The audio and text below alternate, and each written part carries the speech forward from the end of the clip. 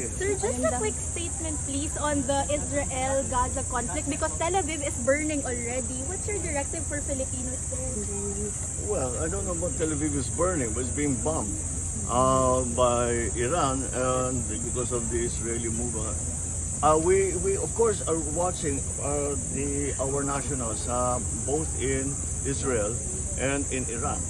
And as a matter of fact, we have already contacted all our nationals and asked them if they want to be evacuated.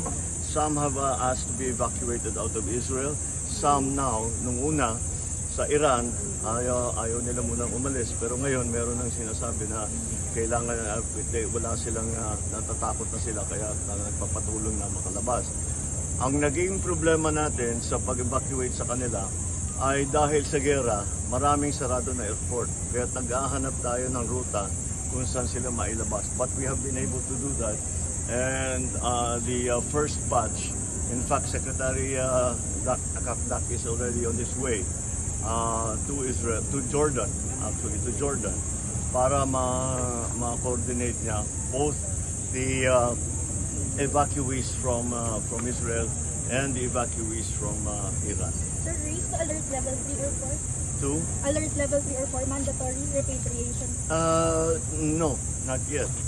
We generally leave it to each individual or each family to decide for themselves whether or not they feel safe or whether or not they would like to be evacuated. Sir, the expected impact is higher oil prices here. How are we bracing for that, sir? Well, again, we're starting already with the assumption that the oil prices will in fact go up, and I cannot see how it will not, because the Straits of Hormuz will then be blocked if it escalates.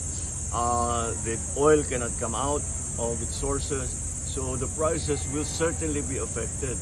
So the subsidies that we have always given, fuel subsidies that we gave to, if you remember during the pandemic, lalong-lalo na yung mga nagpapasada, yung mga para may hanap buhay naman sila, binigyan natin ng fuel subsidies. Now we will have to do the same for those who are severely affected stakeholders by any instability in the price of oil.